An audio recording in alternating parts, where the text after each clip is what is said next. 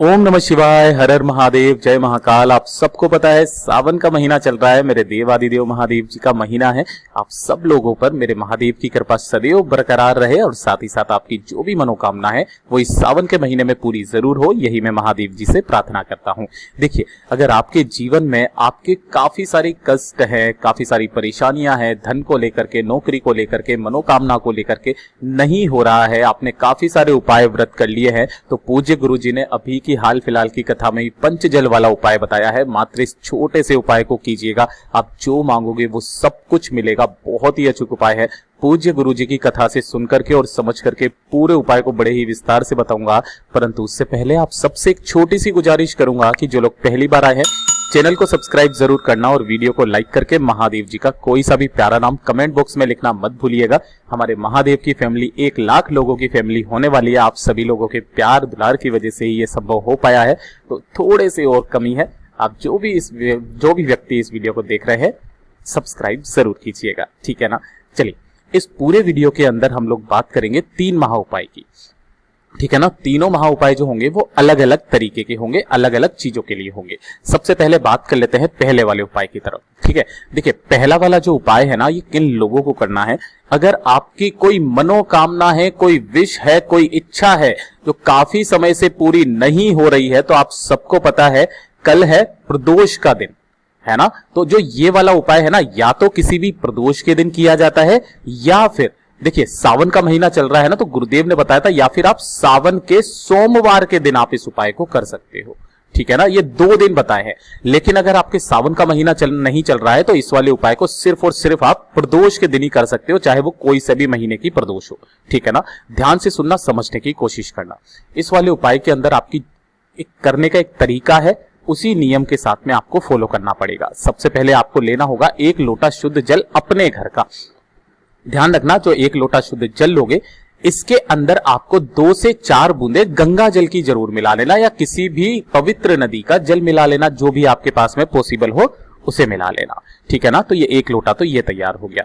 इसके बाद में आपको चाहिए होंगी 2 बेलपत्र। अब ध्यान रखना, बेलपत्र कहीं से भी खंडित ना हो और ऐसी बेलपत्र लेना जिसमें ये वाली डंडी भी हो। ये जो मैंने लाल लाल करी है ना, ये वाली डंडी, मैंने कई बार देखा है कि कुछ एक बेलपत्रियां ऐसी होती है जो यहां से ऐसे करके जुड़ी हुई रहती है ना, ऐसे करके जुड़ी हुई रहती है। याद रखना, तो आपको ऐसी वाली नहीं लेनी है, आपको बेलपत्र ऐसी लेनी है जिसमें ये वाली डंडी भी हो, ठीक है। उसके बाद में आपको इन दोनों चीजों को लेकर के कहां पहुंचना होगा? महादेव जी के मंदिर शिवलिंग के पास में। जब यहां पहुंच जाओगे, कब जाओगे? प्रदोष काल में जाओगे, है ना। शाम के समय पर आपको जाना होगा, सुबह मत करना इस वाले उपाय को। अब ध्यान से सुनना, जब आप यहां पर पहुंच जाएंगे तो करने का एक खास नियम है, तरीका है।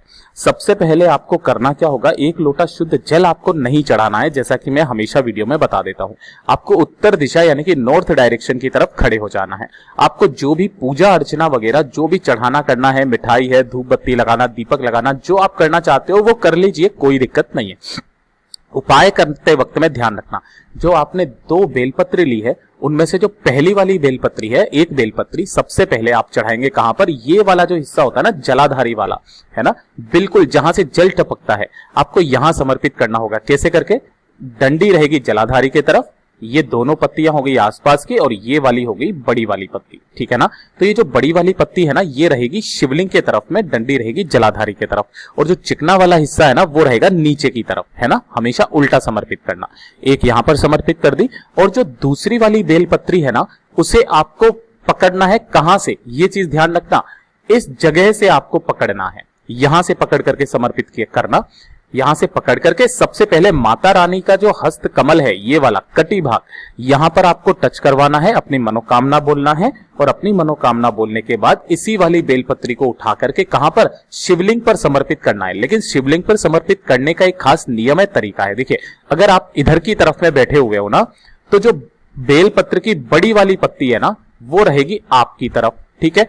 अगर आप इधर की तरफ बैठे हुए हो तो बड़ी वाली पत्ती को आपकी तरफ रखना, और डंडी जो है वो विपरीत दिशा में चली जाएगी अपने आप, ऐसे करके, है ना। ये चीज ध्यान रखना, किधर भी बैठ जाना कोई दिक्कत नहीं है, लेकिन बड़ी वाली पत्ती रहनी चाहिए आपकी तरफ, डंडी रहनी चाहिए आपसे विपरीत दिशा में। इस तरीके से आपको समर्पित करना है अपनी कामना कहते हुए, ठीक है। अब उसके बाद ध्यान से सुनना कैसे करना होगा। इसी का तो एक खास नियम है पंचजल का। आपने जो 1 लोटा शुद्ध जल लिया है ना, उस 1 लोटा शुद्ध जल को सबसे पहले आपने जो यहां पर बेलपत्री ये वाली समर्पित की है जलाधारी पर, आपको यहां पर 5 बार उसी लोटे में से, देखिए खत्म मत कर देना लोटे को, 5 बार उसी लोटे में से आपको थोड़ा थोड़ा सा जल यहां पर समर्पित करना है इस बेलपत्री के ऊपर। ओम नमः शिवाय श्री शिवाय नमस्तुभ्यम का स्मरण करते हुए। कितनी बार? 5 बार। अब जो थोड़ा सा जल बच गया है ना, वो जो यहां पर बेलपत्र जो आपने समर्पित करी है, इस वाली बेलपत्र पर भी आपको 5 बार ओम नमः शिवाय श्री शिवाय नमस्तुभ्यम का स्मरण करते हुए आपको यहां पर समर्पित करना है। लेकिन ध्यान रखना, इस तरीके से जल समर्पित करने का भी एक खास नियम है, तरीका है, ठीक है ना। जब आप यहां पर जल समर्पित कर देंगे, उसके बाद में इधर की तरफ आना, उत्तर दिशा की तरफ मुंह करके खड़े हो जाना और अपना दाहिना हाथ लेना और दाहिना हाथ लेकर के इस जो शिवलिंग के ऊपर आपने बेलपत्र समर्पित की है ना, इसके ऊपर हाथ रखना अपना दाहिना हाथ और अपनी कामना बोल देना। बस जो भी व्यक्ति इसे 1 से 2 प्रदोष कर लेता है ना, उसकी मनोकामना 1 से 2 प्रदोष में ही पूरी जरूर हो जाती है। और सावन का महीना चल रहा है, तो सावन के सोमवार के दिन भी आप इस उपाय को कर सकते हैं।